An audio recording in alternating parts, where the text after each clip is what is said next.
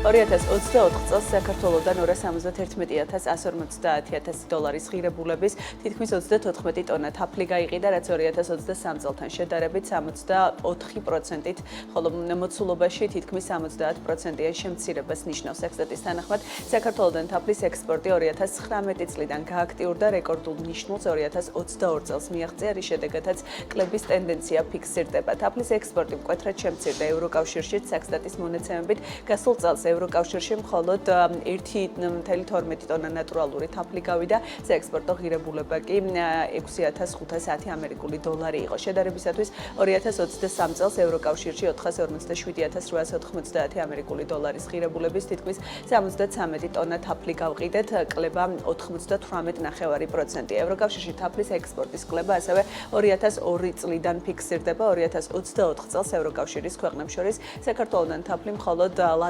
ლატვიაში გაიყიდა, გასული წლის საექსპორტო ბაზრებს შორის აღარ ხვდებით საფრანგეთს, სადაც 2023 წელს ყველაზე მეტი 295,000 დოლარის ღირებულების 41 ტონა თაფლი გავყიდეთ. საექსპორტო ბაზრების ჩამონათვალში აღარაა ბულგარეთი, ჩეხეთი და გერმანია, რაც შეეხება ამერიკის შეერთებულ შტატებს. გასული წლის 12 თვეში საქართველოსთან თითქმის 4 ტონა თაფლი გავიდა, საექსპორტო ღირებულება კი 95,9%-ით 19,450 დოლარიდან 38,000 დოლარამდე გაიზარდა. 2024 წელს ყველაზე მეტი 7 ტონა ნატურალური თაფლი არაბთა გაერთიანებულ საამიროებში გაიყიდა, თაფლის ტოპ 5 საექსპორტო ბაზარი კი 2024 წლისთვის ასე გამოიყურებოდა. პირველ ადგილზე იყო არაბთა გაერთიანებული საამიროები, რომელსაც მოყვება აზერბაიჯანი, ამერიკის შეერთებული შტატები, ერაყი და იაპონია. რა ხდება ბაზარზე და როგორია 2025 წლის მოლოდინები, თემაზე სასაუბროთ კომპანია APJOS გაყიდვებისა და მარკეტინგის სამსახურის ხელმძღვანელი ერეკლე ჩიკვაიძე გვერდდება აჭარიდან პირდაპირ ხაზზე. დილომშვიდობის ერეკლე, მადლობა თქვენი დროისთვის. მე ვახსენე არც თუ ისე სასიამოვნო მონაცემები, რომელიც საფლის ექსპორტს უკავშირდება, პირველ რიგში როგორ აჯამებს თქვენი კომპანია წელს და რა იყო კლების მიზეზები? დილამშვიდობისა თათია, მოგესალმებით, მივესალმებით თქვენს მაყურებელს. ძალიან მძიმე წელი არის ეს 2 წელი განსაკუთრებით საქართველოში მეფუტკრეებისთვის და ასევე თაფლის ექსპორტის მიმართულებით. ეს გამოწვეულია რამოდენიმე ფაქტორი. ჩვენთვის მოგეხსენება სტატისტიკაში რიცხვებს თუ ჩავიხედავთ, ხვდებით, რომ ყველაზე სტაბილური ბაზარი ჩვენთვის იყო ევროკავშირი, განსაკუთრებით საფრანგეთი. APJOS ძირითადად 90% ექსპორტით დაკავებული იყო საფრანგეთის ბაზრისთვის. თუმცა ბოლო 2 წლის განმავლობაში ევროკავშირში შეიცვალა რამოდენიმე ვითარება, მაგალითად სავაჭრო პარტნიორებიდან დიდი წილი წამოვიდა ჩინეთზე. ჩინეთმა შემოიტანა დიდი რაოდენობით თაფლი და რამაც დაახლოებით საშუალო ფასი ევროპაში 1 ევროთი დაწია, რამაც მთლიანად არია ბაზარი. ევროკავშირმა აღარ იყიდა თავის პარტნიორებისგან თაფლი და პირდაპირ ჩინეთის თაფლზე გადავიდა. და ქართველ მწარმოებლებს მოუწია ბაზრების ჩანაცვლება. ბაზრების ჩანაცვლება არის ძალიან რთული პროცესი. მე წინა გადაცემებშიც მithქვამს, რომ ერთი ბაზრის აწყობას დაახლოებით წლები ჭირდება, იმიტომ რომ უნდა ერგებოდეს შენი თაფლის სახეობა იმ ბაზრის მოხმარებას. და ეხა წელს რაც იყო ექსპორტი, ძირითადად დაფიქსირებულია ცოტა არაბეთში, ცოტა აზერბაიჯანში და ცოტა კიდე ამერიკის შეერთებულ შტატებში.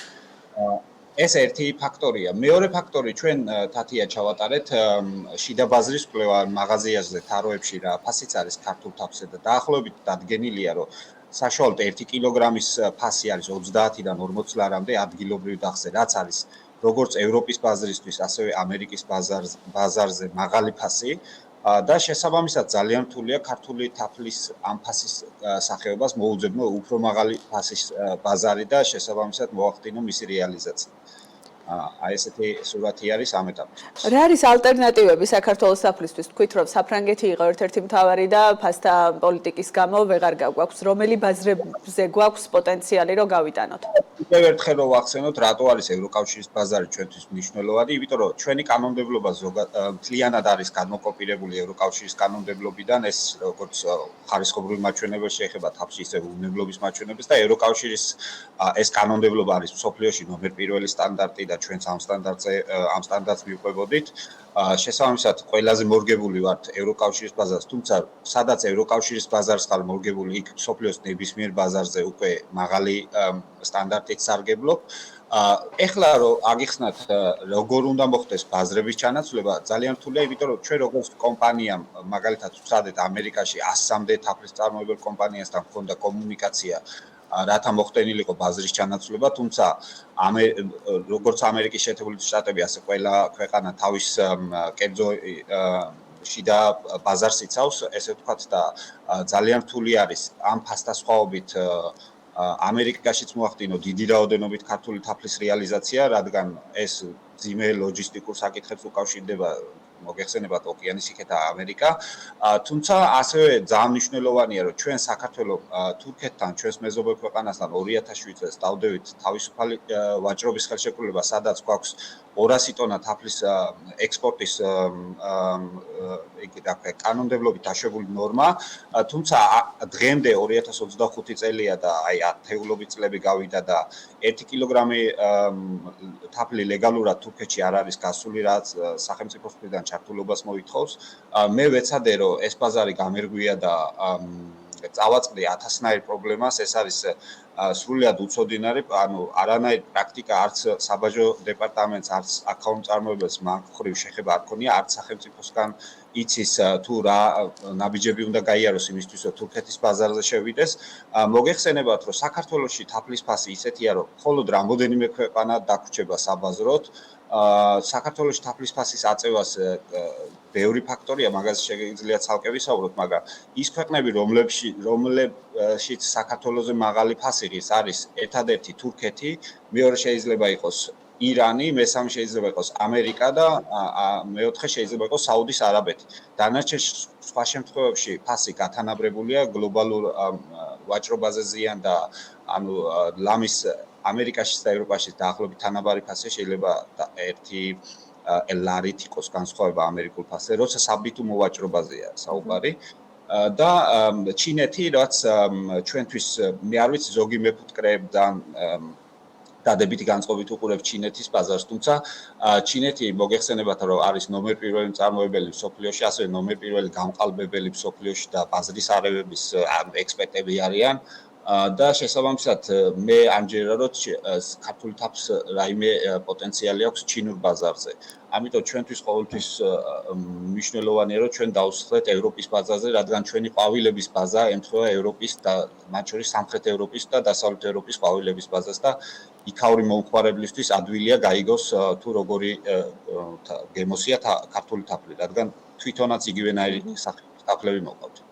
ერეკლე, ახლა რა ხდება დღესდღეობით და მოლოდინები როგორია 2025 წლის ექსპორტთან დაკავშირებით?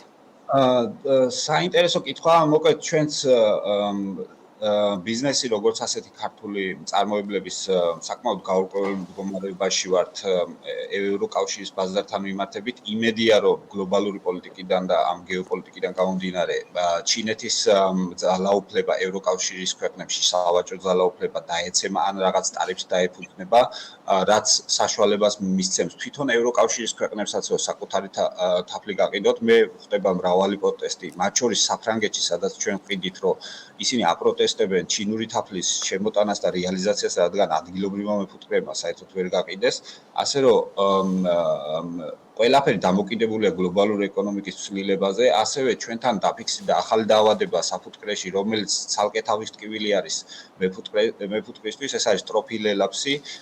ჩვენ მოგეხსენებათ, რომ აქამდე დაავადება იყო ძირითადი, რასაც ვებრძოლებოდით ვაროას ტკიპა, მაგრამ ეხლა ახალი სახების უფრო პატარა და უფრო ესე იგი თულად გასამკლავებელი წერი დაემატა, ტკიპა დაემატა სკაში და ეს მეფუტკრისთვის ცალკე თავის ტკივილი იქნება, რომელიც ასევე რაოდენობაზე აისახება, შემდეგ ფასზე აისახება.